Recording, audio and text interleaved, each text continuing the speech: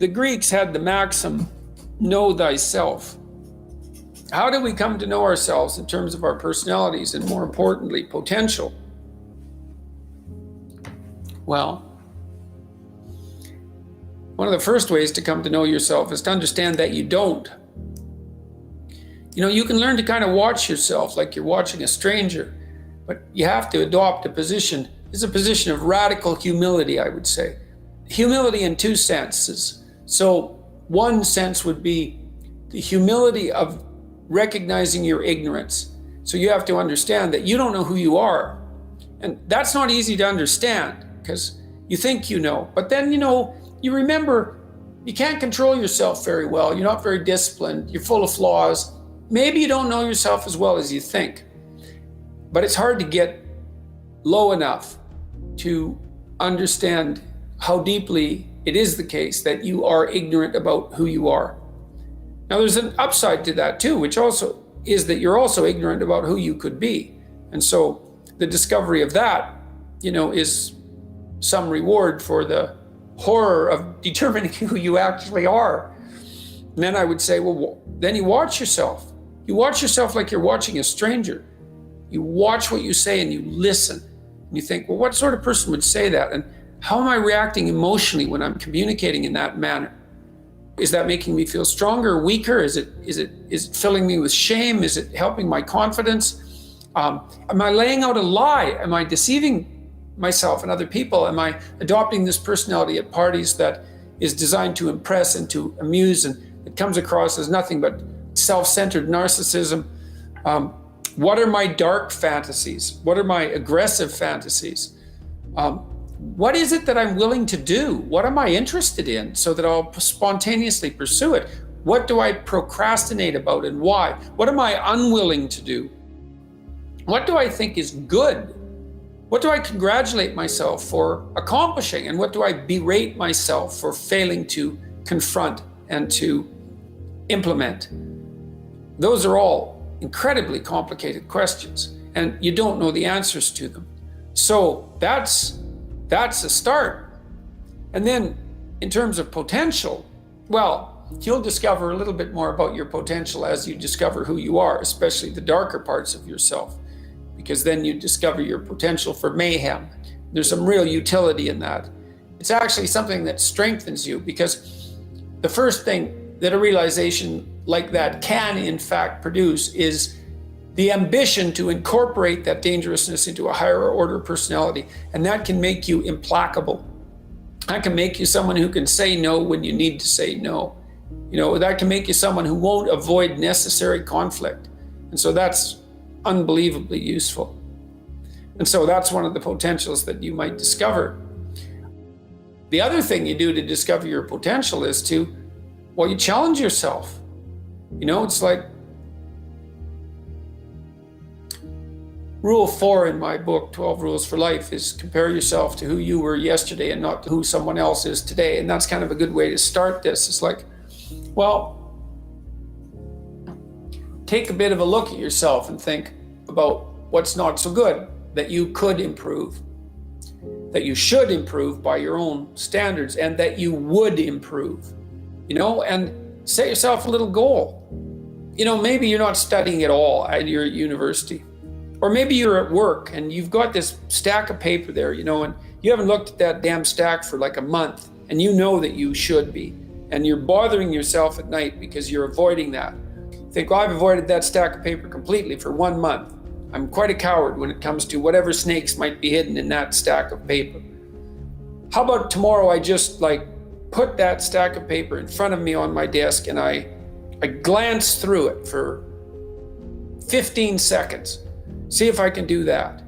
It's like, well, you set yourself a goal of improvement. It's a humble goal, because really, are you such a coward that the best that you can bloody well manage after a month of avoidance is 15 seconds of exposure to a stack of paper? It could easily be. You've been avoiding it. So you're obviously afraid of it. And so the situation could be that dismal and dire. And you might think, well, geez, it's no balm to my ego. It's not fostering the strength of my ego to recognize in myself someone who could only withstand 15 seconds of exposure to that thing I'm afraid of. And so that's a form of humility too. It's like there's things you could do to improve, and you know what they are. And there's small steps that you could take, that you might take, that would put you in that direction. And then the question is, are you big enough to take those small steps? Are you capable of grappling with the fact that you're fundamentally flawed to the point where you have to break things down into almost childlike steps in order to manage them? And the answer to that is, yeah, you are. And that's the lot of, I don't know if it's the lot of everyone. Most people have things they avoid, and they're afraid of. So I would say to some degree, it's the lot of everyone. People vary in the degree to which they've conquered that. And you do meet people from time to time who are extraordinarily disciplined. But most of the time they've got disciplined in exactly this manner. It's through slow incremental improvement. And then you challenge yourself. It's like, well, could I do this? That would be better. Then you find out. And then you think, well, is there something slightly larger and more challenging that I could do that would be better? And you try it and you find out. And as you try it and you find out, generally you get better at it and you can take on larger and larger challenges. You take responsibility for yourself. That's part of standing up straight with your shoulders back. It's like, take on the world, man, but only at the level that you can manage. When you're ignorant and biased and deeply flawed and immature, it's where everyone starts. You don't want to bite off more than you can chew, but it doesn't mean that you can't wrestle with part of reality. Some part that's small enough so that you have a good shot at victory. And to put yourself together, the first steps towards that is to allow yourself to be a fool, right? It's because you don't know what you're doing. You have to admit that. And there's going to be a loss of ego or destruction of ego, arrogant ego that necessarily accompanies that. But you need the loss of that arrogant ego because it's precisely what's interfering with your movement forward. It's part of the adversarial process, mythologically speaking, that stops moral progress. You're too proud of who you think you are to notice what you're like so that you could change properly. You don't want to sacrifice that part of yourself. It's probably associated with some delusion that helps you maintain a positive, although very fragile self-image, in the absence of genuine effort. It's not to be recommended. You know yourself by watching and paying attention. It's watching like you're a snake. A snake watches like cold-bloodedly, with no emotional reaction, just to see what's there. It doesn't allow, symbolically speaking, doesn't allow what is wanted or desired to interfere with what is observed. So you watch yourself like that, as if you don't know who you are. Well, that's the beginning.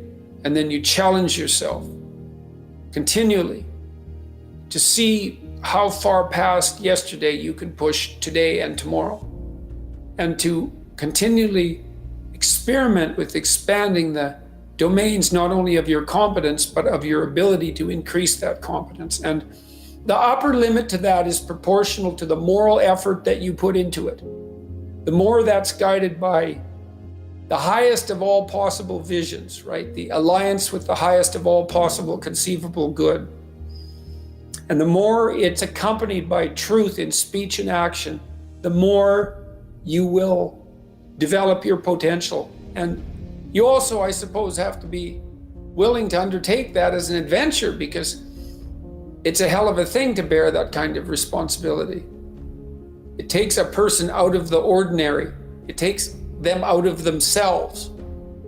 And there's an alienation and an isolation that goes along with that, and a great sorrow, all of that together. But there's deep meaning to be had in it, and there isn't anything better that you can do. So that's the answer to that question.